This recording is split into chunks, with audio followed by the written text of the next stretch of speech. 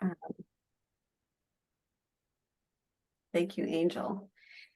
We may have quite a few still joining in, but we're going to go ahead and get started for the sake of everyone's time.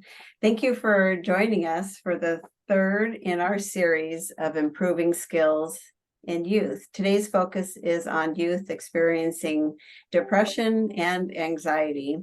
Four Corners is hosting these workshops and many others as part of our Youth Mental Health Project. This work is a result of the state's maternal and child health assessment that found that there needed to be an intentional mental health focus on our youth, especially those 10 to 19 years old, and preventing their death by suicide. Locally, we're working with many partners, and we welcome you also to have a more comprehensive approach to addressing youth mental health needs. We're grateful for the Title V Maternal Child Health block grant subaward funds that enable us to provide this education today. So I want to give a reminder to everyone to mute your sound, please. Also, we record attendance for the ability to share certificates and in-service hours. And in a moment, you'll see we want you to enter information also. We are recording the session, which will be posted on our website and on Four Corners YouTube channel. We're grateful to Dr. Don Bilau for his consultative support in this project and for all the experience he brings in equipping us for better supporting our youth mental health needs. He serves as a school psychologist and has extensive experience in working with children and adolescents. So we're so pleased he is with us today to share this content. So welcome, Don, and thank you for being with us. Thank you, Chris. Appreciate the opportunity, and I appreciate the fact that we have folks from your Four Corners area joining us today. Certainly, we work with children and youth. They can experience significant anxiety and depression, and our hopeful that our conversation today will remind you of some techniques that you are perhaps using yourselves already, and perhaps also introduce some other ideas to you as well in terms of working with children and youth as we go forward. I certainly invite you to put questions or comments in the chat box, if you will. Certainly a name and email addresses as well. And if there are some questions or comments that you'd like to ask outside of this particular webinar, feel free to email me. And I see where I do have a bit of a typo. It's actually dpblaw72 at gmail.com. So there's a couple of typos right there, or Chris or Sarah directly. So some of our objectives today include the following. We hope that you'll be able to identify at least two strategies that can be used to build self-esteem, emotional control, and communication skills of our children and youth. We also are hopeful that you can be able to name at least one problem-solving approach that can be taught to youth and their family members. And also, it's critical for us to be able to identify key self-advocacy skills that we can reinforce within our children and youth. That's a particular skill area that within children experience depression, anxiety, that they tend to lack. And so practicing those skills is critical, and we'll have some ideas as to how to do that. And also, finally, we're hopeful that you'll be able to identify available resources when you're concerned about any of the child or adolescent's personal safety. So we'll talk about that a bit as our hour goes on. Also, as I mentioned before, feel free to raise those questions or comments, and again, use the chat box as we go forward. I think today is a very timely day to have this conversation about how to assist children and youth experiencing depression and anxiety, particularly in view of our world today, the atrocities that we are all aware of in terms of the world. And some of these visualizations that our children and adolescents are seeing, and particularly those children who experience unique conditions such as ADHD, autism, or significant diagnosed depression, and certainly those children may be significantly impacted by what they see and what they hear on TV. So certainly I think we need to be sensitive to those influences as adults. And some of the ideas I'm going to offer to you may be controversial, but I'll ask you to consider them. Consider disconnecting social media access using parental controls, particularly for younger kids. And also limit access to viewing the news for a period of time until this current crisis tends to hopefully be resolved in a very near future. Unfortunately, one faction is threatened to use social media to broadcast executions, beheading, violence. And unfortunately, the aftermath of that, our children and adolescents are seeing already by seeing body bags, people talking about the trauma that they're experiencing. So our children, and particularly those I mentioned before, we need to be as adults sensitive to the influence of these events.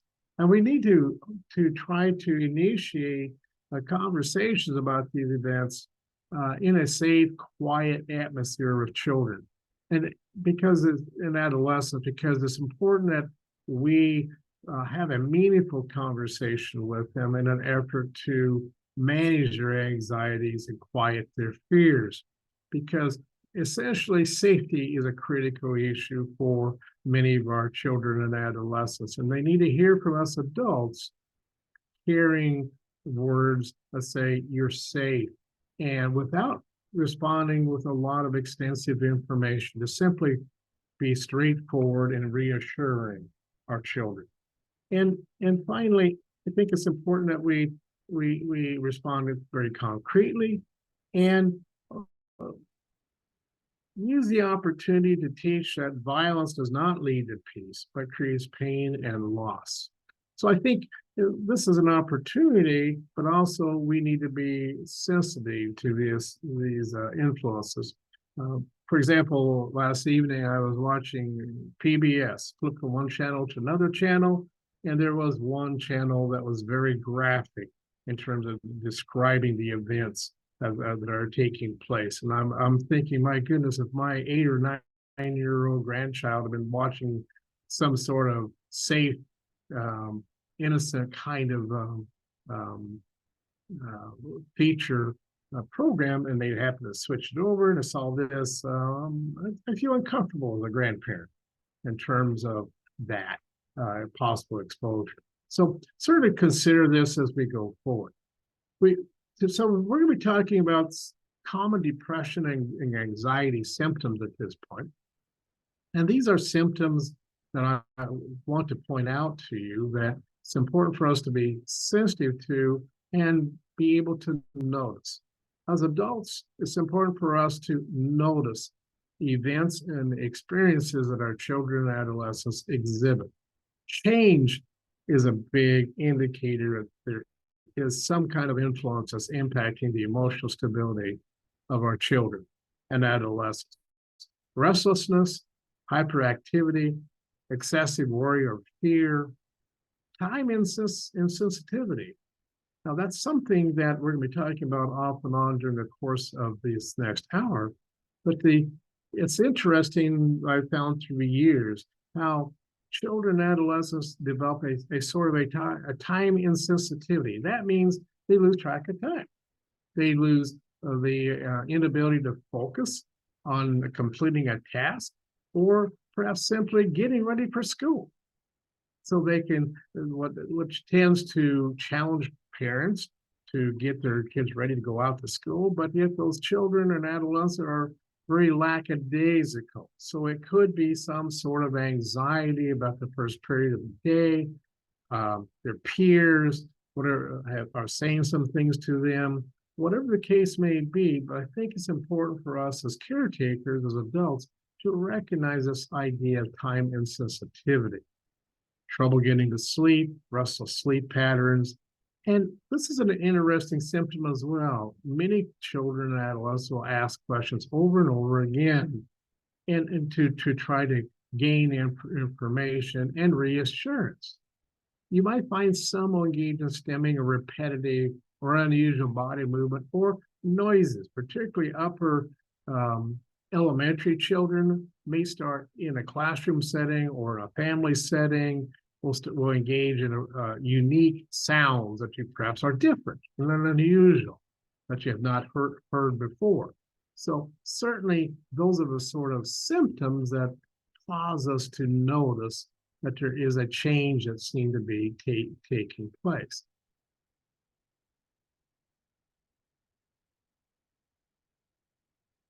Second, here we go. So we start thinking about depression and other mood disorder symptoms. We're not going to go in great detail about other potential mood disorder issues, but generally these are the types of symptoms that a substantial depression might be exhibited by children and adolescents. Generally, the rule of thumb is that if you see these sort of tendencies over a period of 10 days, 2 weeks, a little bit more, 3 weeks, they tend to be becoming persistent. Some of these symptoms that will certainly cause us some concern. Irritability, sadness, decreased self-care, particularly with middle school children and senior high youth, hyperactivity, more interest in compulsive behaviors, more task avoidance. For some adolescents, middle school, senior high kids, we might see the emergence of non-suicidal self-injurious behaviors or things such as cutting, poking themselves. Those sort of self-injurious behaviors can be indicative of some level of depression as well as anxiety. Suicidal ideation may become more pronounced, and that's why we want to be sensitive to changes and be able to process with children and adolescents in a safe place. What are they thinking? What are they feeling? So that they're able to articulate some of those thoughts and feelings. And you might find that they may be contemplating ending their lives because they see themselves as being a burden to others, to the family, or perhaps because they see themselves as being so different and unlovable or not accepted by peers. They start contemplating ending their lives as a way to end that pain and that misery that you're experiencing at that moment. So sometimes we'll hear about it, but if we don't inquire, frankly, oftentimes caretakers and parents are the last to know.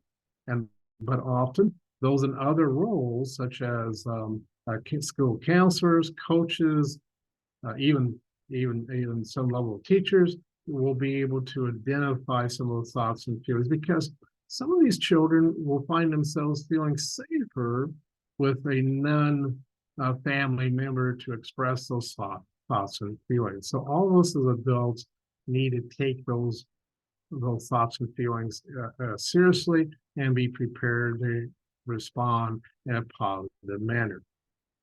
I think it's important for us to recognize as well that many of our children and adolescents who experience depression and anxiety, it could be an aftermath of some level of trauma. That trauma could have been years ago, or it could have been within the past few months. So that trauma has beginning to impact how they process information. And essentially, brain-based emotion processing differences is what our children and adolescents experience when they are moving forward in their journey of growing up. So trauma can impact how children think and feel and how they process. They also tend to exhibit a tendency for inflexibility, lack of flexibility, particularly in social relationships, following directions perhaps from adults, being able to transition from activities to one activity. So they might have some differences with that. Or even with our middle school and upper elementary kids, they may have difficulty transitioning in different play activities, for example, and such situations such as PE or on the playground. So those children who consistently and persistently show a lack of flexibility, trauma may be an influence, as well as course of other potential conditions that children experience, such as ADHD, or possibly experiencing autism. Those conditions can certainly lend themselves to children experience significant anxiety states as well as depressive states. Unable to feel the feelings. It's fascinating for me through the years to see how children and adolescents just simply are unable to feel their feelings or articulate their feelings. So oftentimes when these individuals who've experienced trauma are asked, how are you feeling? They don't have the words. They don't have the ability to identify emotional language. As a result, it becomes our responsibility as adults to find a way to build the bridge, to find a way to connect.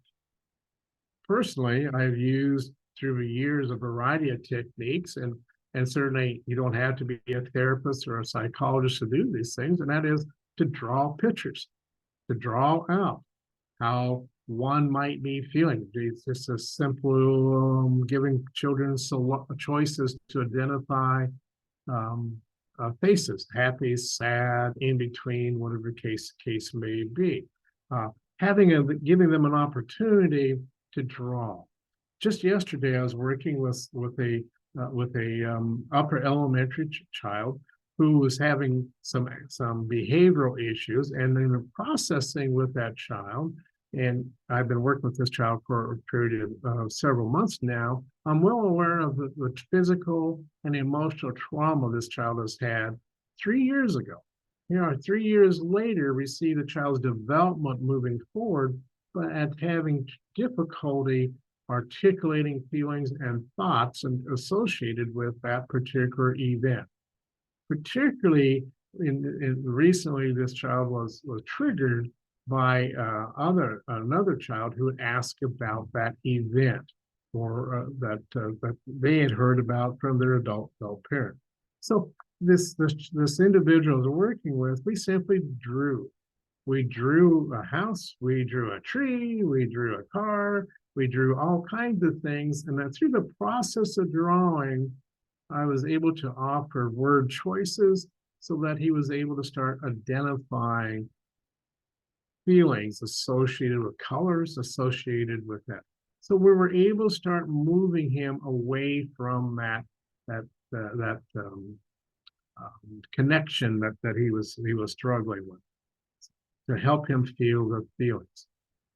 One of the key issues that happens with many youth who experience trauma is that they find chaos is natural. And they find a need to create chaos, allowing for control in a variety of settings, particularly when they're not in control. Whatever the case that may be. It could be in the playground, it could be in a school setting, it could be home. So the more chaos, the more control. What does that do? It reduces anxiety. It reduces anxiety because control reduces anxiety. Anxiety is connected with the lack of control. Many children and adolescents just respond intuitively without intentionally engaging in that process.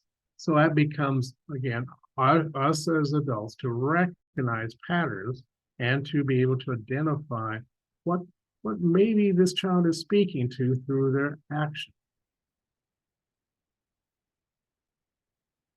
They tend to use actions rather than words. And oftentimes those 3 F's that we probably all heard about before, children and adolescents experience when they're re-triggered by something that causes an emotional reaction. And because of that prior experience with trauma, prior experience with crises, the 3 F's could include fighting, engage in aggressive behaviors as a response. Could be a flight, which is avoidance, literally running away in some cases, or freezing. They just get stuck, get frozen. Now, all these sort of behaviors could be connected to some level with anxiety and depression. So it helps us to acknowledge if a child has experienced trauma, that could be, helps us understand the experience that you're having. That trauma brain has these generally states, if you will. And if you look at the list, you'll see anxiety, hypersensitivity, sometimes a preoccupation of pain turning to action rather than reflection. You see that bridge from trauma to depression, anxiety being built, which causes us as adults to recognize that we need to provide a safe, nurturing environment, calmness, with the opportunity for a child to have a safe place to be. At the same time, token, I think we need to remember that many of our kids who have been impacted by trauma, they're not necessarily going to be willing to share, because they may not see school or counselors as being safe or any different, because sometimes as counselors, we may ask them to talk about their trauma. And my goodness, why would I want to talk about that trauma or that crisis? It causes me pain because it causes me to remember. So it causes us to be sensitive, I think, as adults, and particularly those of us who are therapists, to the idea that words do count, that there are different ways to connect with children and adolescents who've experienced some level of depression. So we want to remember that can also flow over to a lack of desire to seek help. So here's this adolescent or child who may have a repertoire of help avoidance behaviors. So we as adults are challenged to continually think about and personalize our responses so that we can assist that child to seek help, to negate that stigma that's associated unintentionally with seeking help. Yeah, bullying is an example where many children who have experienced trauma will find themselves being bullied or bullying others. Particularly when those self-advocacy skills are lacking that we referred to a bit ago. So when we start talking about the keys to building skills for children and youth, instilling hope, that's one of our key missions as an adult. Being compassionate and modeling grace so that they're able to accept themselves.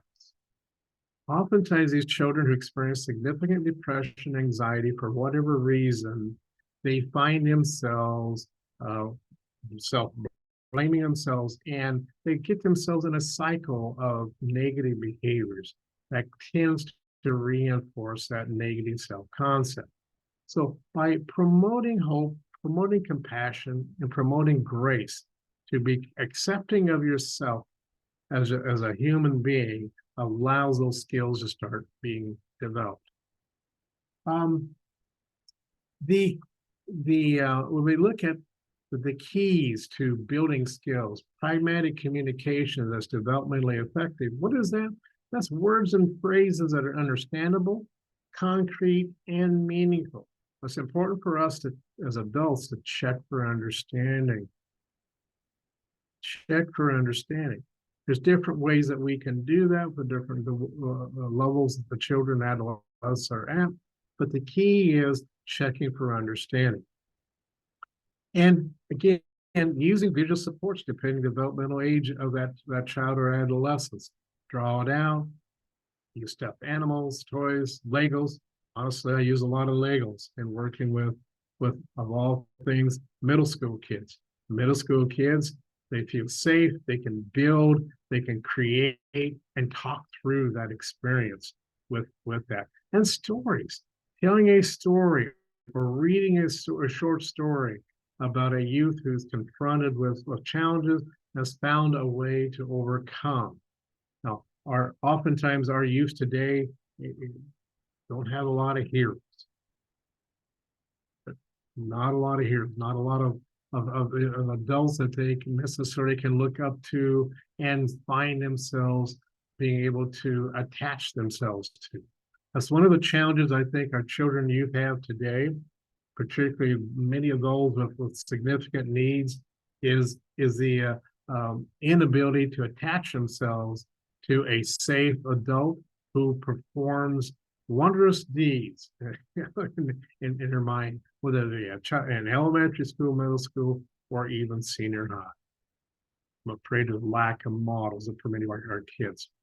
Keys to building skills is to role play. Oftentimes, role playing 3 to 5 minutes or less on a particular situation allows that person to beginning to think about the process of it and how to respond. YouTube, of all things, there's a variety of resources on YouTube that's safe that you can play for a couple, 3 minutes and then help evaluate with that child or adolescents what they saw. And side-by-side play and games, I'm a strong believer that adults should spend a couple minutes side-by-side playing games, playing whatever, in a way that allows that person to feel safe. And again, it's a bridge, it's a communication. I think for our older kids, we need to be very careful about social media and model social media positive interactions and to teach and reinforce avoidance of negative social media demonstrations that many youth may demonstrate. We spoke in a prior workshop in great detail as to how some of our youth experiencing ADHD in particular will engage in social media and will engage in a variety of activities that are certainly can be harmful to themselves. So we certainly need to be sensitive to how they're using social media. Another key, I think, is as adults, and we can share this with virtually any adult in any role, is for us to resist the urge to solve the problem. As adults, we want to fix things. Kids crying, is upset, angry, violating rules, whatever. We as adults, we tend to want to fix the problem, whatever that might look like. I'm going to ask you to consider what I'm certainly aware of is the old TFA model, which is thinking plus feelings equals actions. Then explore with that child their thoughts, their feelings, and their actions that was observed to help process with that person that interaction between their thoughts and their feelings. There's a lot of great opportunities for teaching, a lot of great opportunities for processing information with that child. Then you can process later in more detail using a variety of problem-solving processes we'll talk about in a little while that will help that youth or that child to really reflect. The power of changing behavior is connected with the ability of that youth to reflect. But that youth's not going to reflect unless there's some guidance that we as adults can provide. When we talk about processing later, what we're really talking about too is not necessarily 10 minutes after the event or an hour, but you want to do this model, then come back, maybe a couple hours, maybe the next day, and ask, what do you come up with? What are some different ways you can manage or respond to this particular situation? So you're reinforcing, gives you an opportunity to affirm the youth and their own thinking about processing that particular challenge. And for our older adolescents in particular, if we can encourage them to seek excellence, not average, based on what is meaningful, we might help our children who experience significant depression, anxiety to choose what is most meaningful to them to be successful, thereby reinforcing their self-esteem. Now, one of the processes I've noticed through the years is that periodically we'll have some children who are extremely anxious about being accepted, and they will, particularly our senior high kids, and they'll engage in a variety of extracurricular activities. They may be involved in, say, cheerleading, they may be in band, they may be in volleyball, they may be in class play. Oh, and by the way, they have to do schoolwork. What? Why are they doing all this work? Part of it is that need to be accepted, and anxiety about not being accepted. And they may get feedback from their peers that that's expected of them.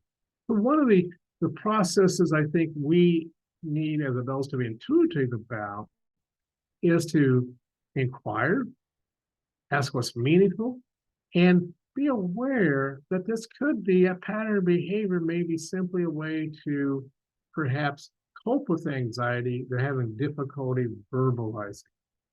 So certainly I'm going to ask you as adults to inquire and encourage choice making. We're going to talk about choice making here in just a bit, because that's a key skill for all of our youth and children to identify processes to make positive choices for themselves.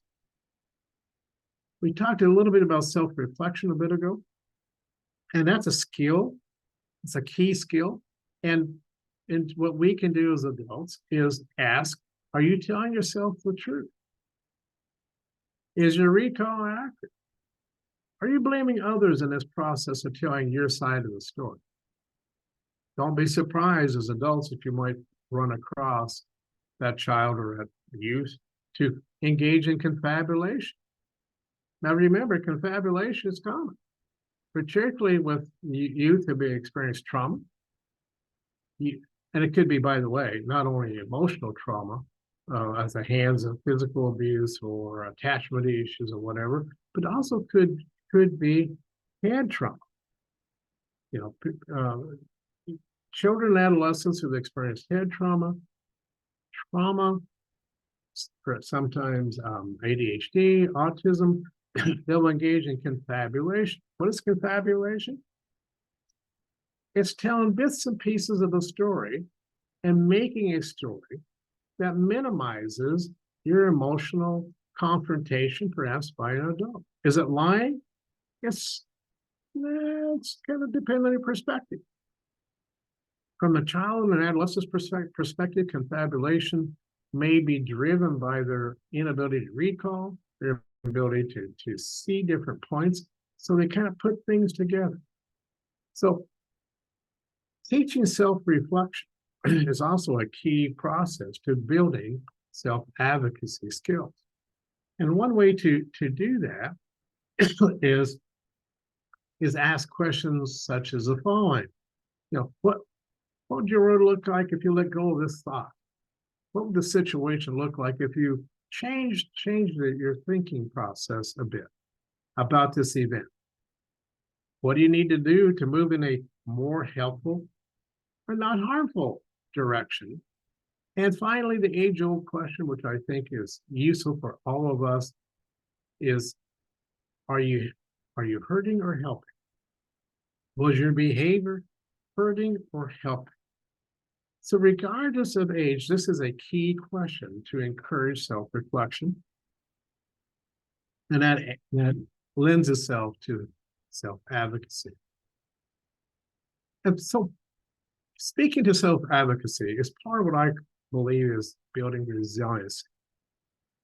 Building resiliency of our children and youth is a key responsibility, in my opinion, of us as adults. And part of that is being able to communicate with our children and adolescents about what I call their STI, strengths, talents, and interests. We want to explore their strengths, explore their talents, explore their interests, not just once, but periodically. Because we all change as we go through our journey of life, and children and adolescents are no different in changing. We all know that, I think. The 7th grader will look different than the 8th grader. The 10th grader may look different than the senior high. But how different? We don't know unless we ask. And when we start receiving that information, we start building some self-confidence that can be free to think, feel free to dream. A dream about what they may become. Like, in my opinion, part of becoming a self-advocate for oneself with interacting with peers or adults is being able to be confident and be able to learn how to articulate what you're strong at, what your talents are, and what your interests are as you move forward. If any of you have been involved in a job interview, and I think some of you probably have as adults, somewhere along the line, you might have been asked to describe your strengths, your talents, or your interests, or what do you see yourself being really good at? Boy, that's one of the toughest questions that adults can have. And they tend to struggle with that. At least that's been my experience in conducting lots of interviews of professionals, whether it be doctors, psychiatrists, or counselors. Oftentimes, I ask them in the interview process, well, so tell me a little bit about what you really see yourself good at. There's the silence. It takes a while for many to process. So part of what we can do is build those self-advocacy skills for our kids. And part of that is promoting self-compassion. I talked a bit ago about grace. It's important for us to teach grace. And self-compassion really is a skill to be taught and reinforced, and having grace towards oneself is one of them. Self-compassion tells us it's okay to make a mistake. It's to be human. It's actually okay to experience what we experience without rumination or extensive self-blame. Certainly for our youth that we work with, promoting self-compassion provides less reason to berate oneself. It's not can be confused with self-pity. It has nothing to do with feeling sorry for yourself. It has everything to do with inward kindness to yourself. So teaching our children and adolescents self-compassion is important. It allows for a lessons learned approach. Great coaches know this. They know that when we coach someone, we want to be able to reinforce a lessons learned approach. And with athletes, when you throw an interception, you're taught, forget it. It's over with. It's done and over with. Get back in the huddle and let's do it again. And let's learn from that experience. Same process happens with work with our children and adolescents. Is we want to value what they do well, no matter how small, that allows that self-advocacy, a self-concept to grow. Along the way, working with children and adolescents, what we know from good evidence and good research is that by teaching children and adolescents and reinforcing mindfulness, that is a key skill to develop the ability of our youth to survive difficult situations or approach difficult situations differently. There are multiple mindfulness skills.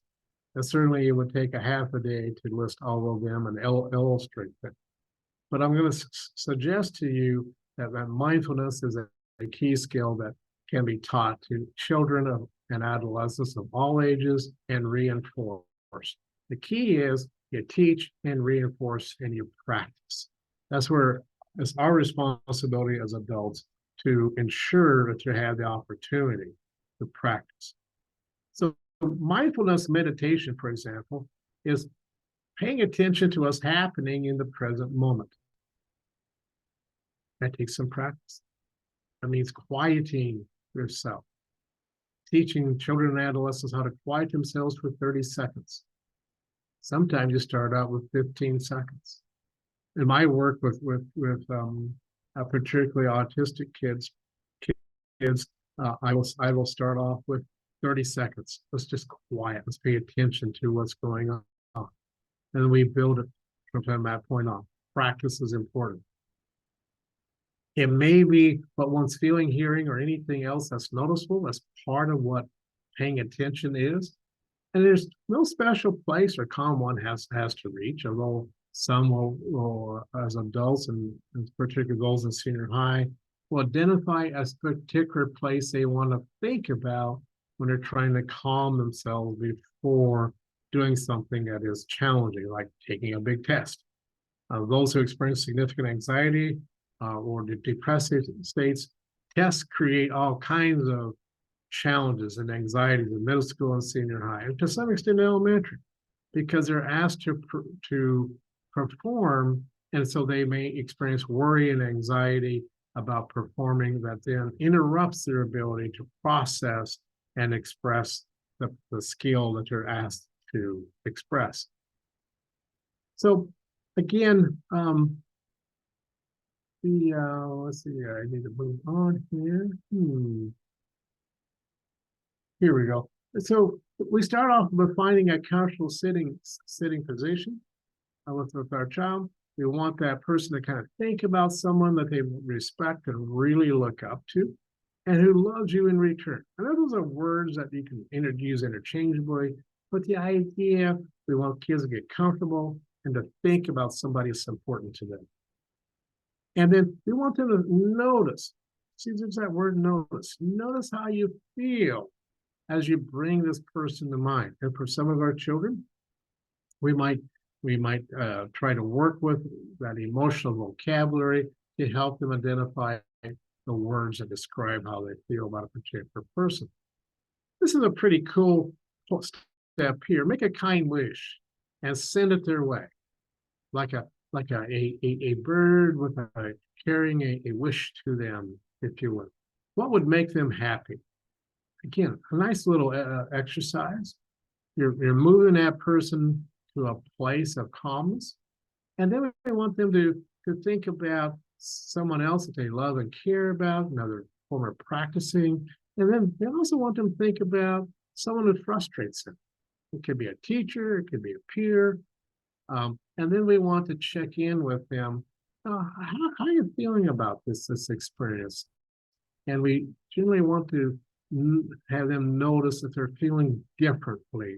And I will oftentimes ask middle school kids and senior high kids in particular, on a scale of 1 to 7, tell me how you're feeling now. And I will start at the beginning of this exercise, and then I'll ask them at the end to have a self-report. So it gives us a little bit of a feel, perhaps, of how they're engaging. Of course, they can tell us whatever they want to tell us, but it gives us an opportunity again to process and communicate with that youth.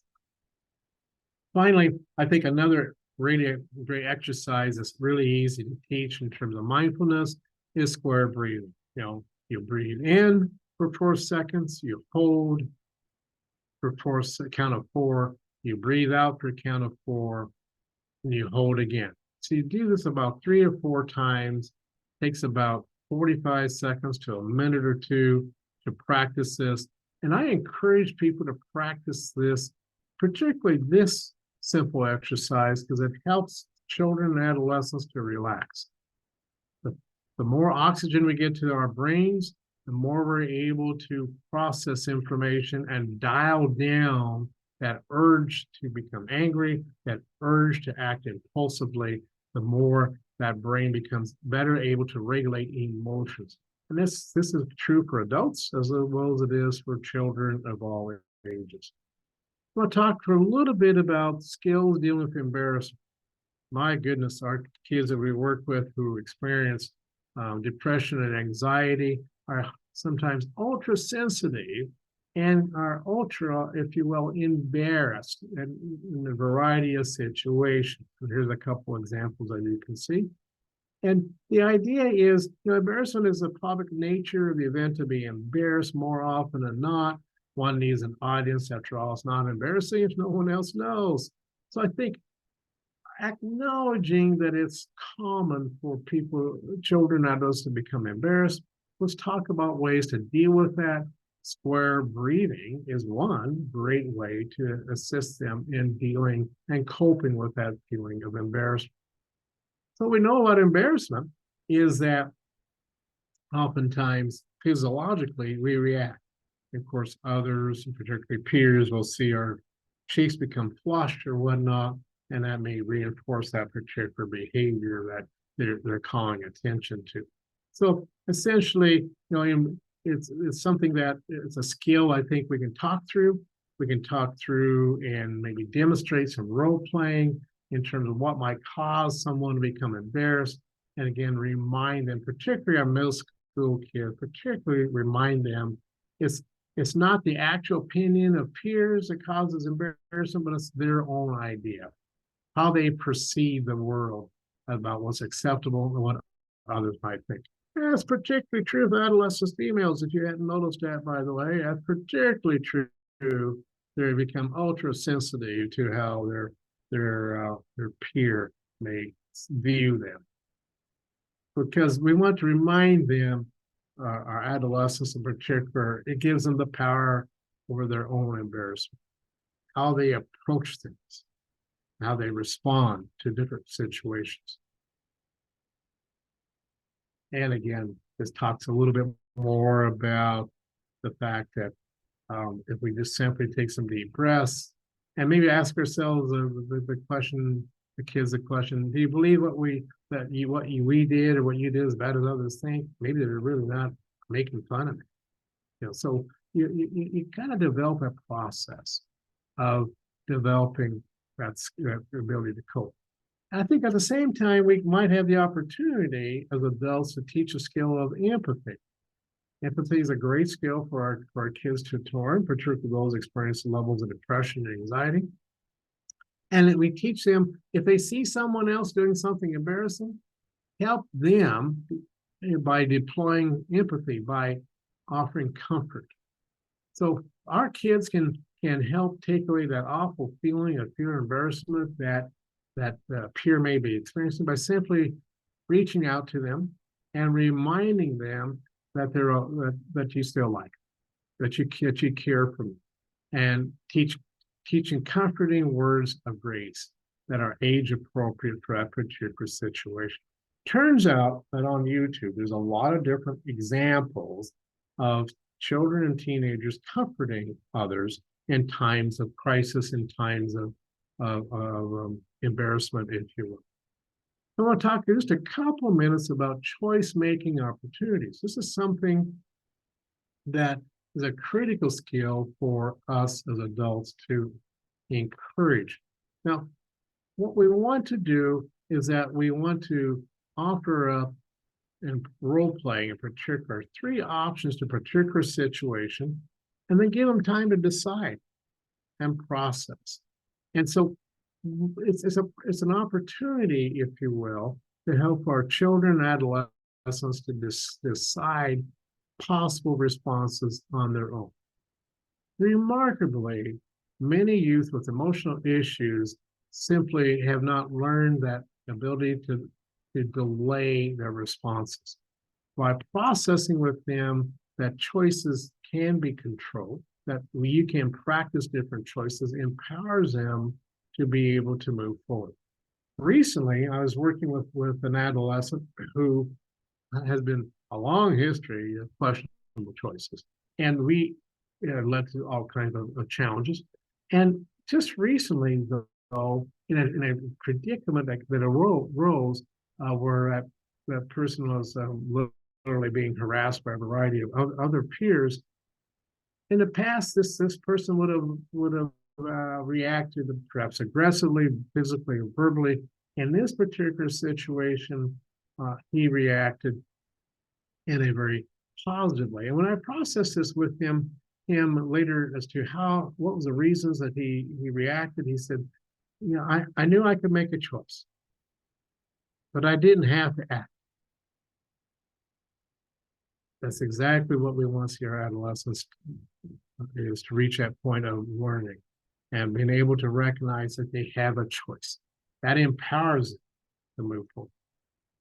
I want to talk a little bit about active listening, because part of what we want to do with our children we work with is to encourage our kids to engage in active listening with other peers as well as adults. Again, it's a great opportunity to practice skills in this set. It can take 1 or 2 minutes to do every so often, and it allows those skills. For example, the principles include give that speaker your undivided attention. We want to teach, don't prejudge. We want to encourage repeating what you just heard. We want them to ask whoever's speaking to expand or clarify.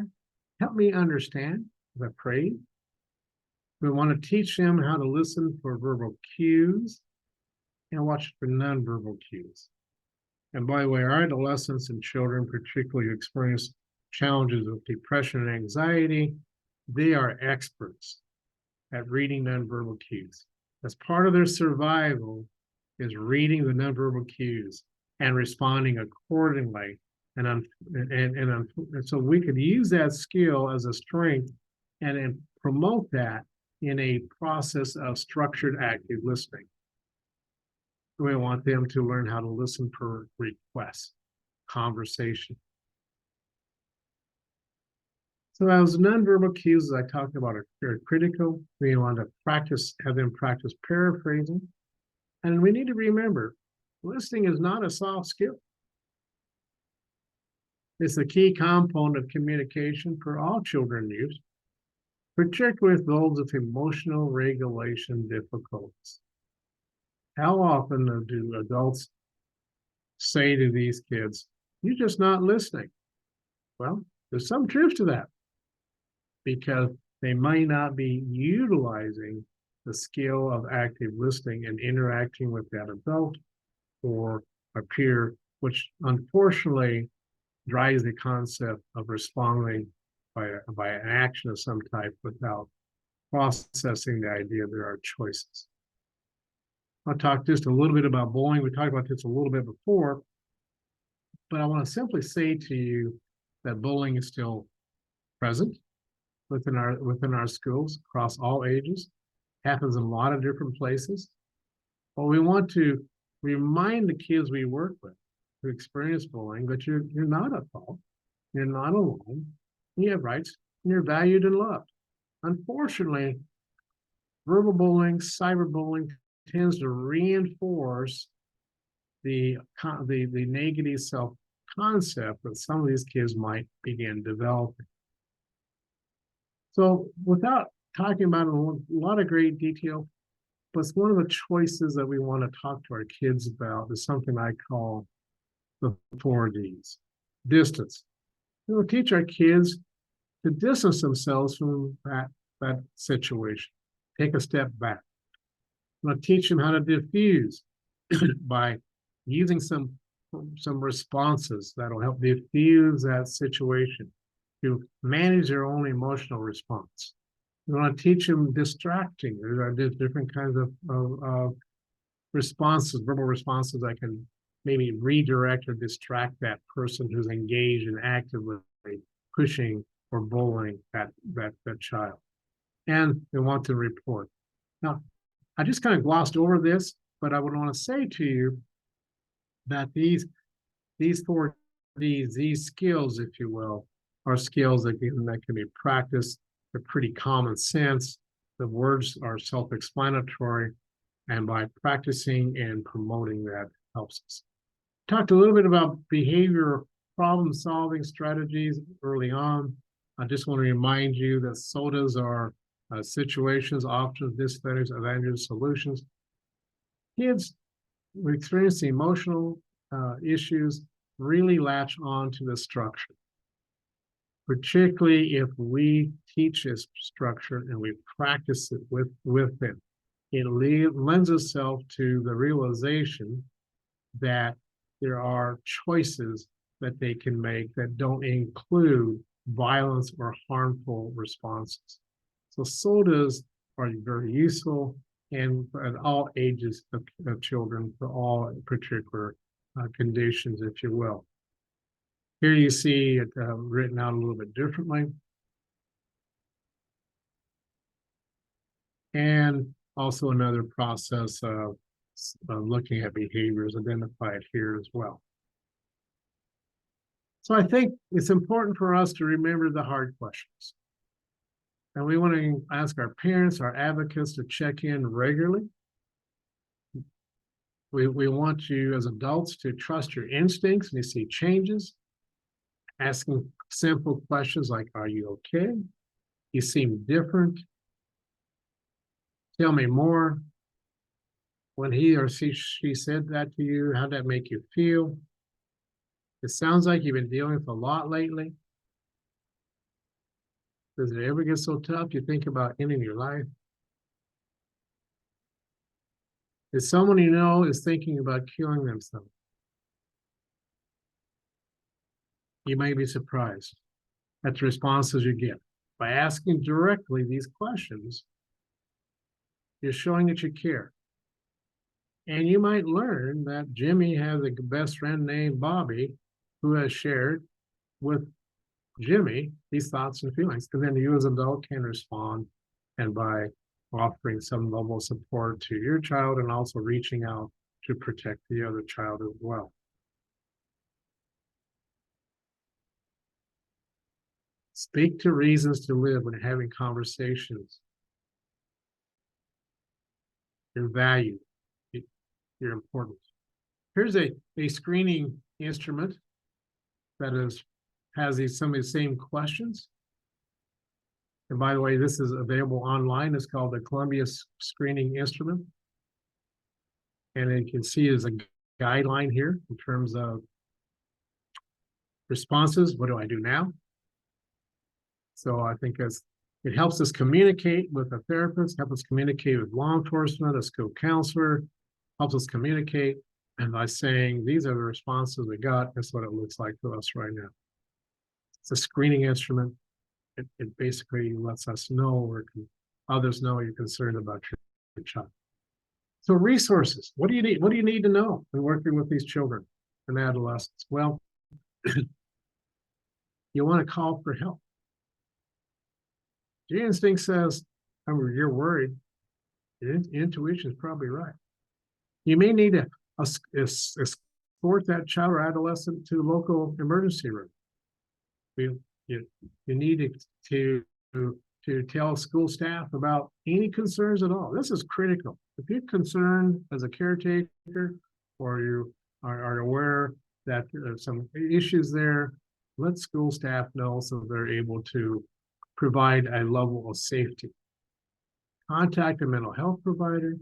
Reassure that child that many children and you do have those experiences and those thoughts from experiencing distress.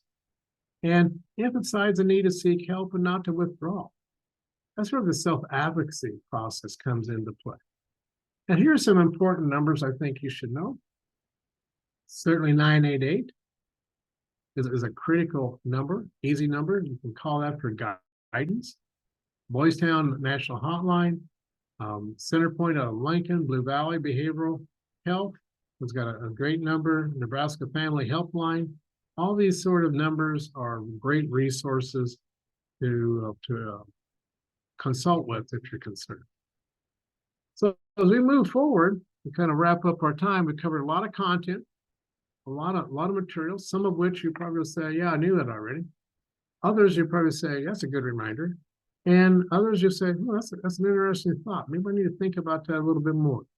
And that's the purpose of what this webinar is about. We want to promote positive mental health among our youth and families within the Four Corners area. And Chris and her staff are doing a marvelous job of doing that. And in fact, continue to work with that concept of promoting positive mental health by a workshop that's going to be held on Thursday, November 2nd, coming up soon. So, Chris, if you want to chat about that a little bit, and if there's anything in the chat box that we can respond to now, we can certainly do that. So, Chris, I'm going to turn it over to you. And I'm going to put my correct email address in the chat box for those of you. Thank you so much, Don. Again, it was excellent. So I encourage you all We're going to be having this posted on our website and then also with YouTube. So please share with others, because we want others to hear this good message about how we can better equip and support our youth. So thank you for making time today. So this November 2nd workshop, after this, you're going to get some follow-up materials. We'll also attach the flyer. If you go to our website, it's the way to click. You can just click on the banner of the flyer, the flyer that's on the banner, and you can get right to the registration page. Also, we'll attach we have many other upcoming events, such as a mental health first aid on November 9th and some QPR trainings. So a key message, and Don said this also to some degree, we want you to see how you can get involved. We want your involvement. We want your ideas. We can all be working together on youth mental health. So please work together with us, or we can join with you, but how we can make it easier for youth to live healthy in all ways. So you'll see our contact information on there. Angel Dale is also on this call. So lots of ways to get involved. And some of you are outside our district. Please find ways you can support our youth in where you live, work, and play. Thank you very much, everyone. I don't see any questions in the chat box, but Don and I will stay on for a little bit, and you can ask us a question directly if you want to. Good. But so thank you again. Go ahead. Good. Thank you, Chris, and I appreciate the work that you guys do. And we're going to go ahead and stop the recording now. And then if any of you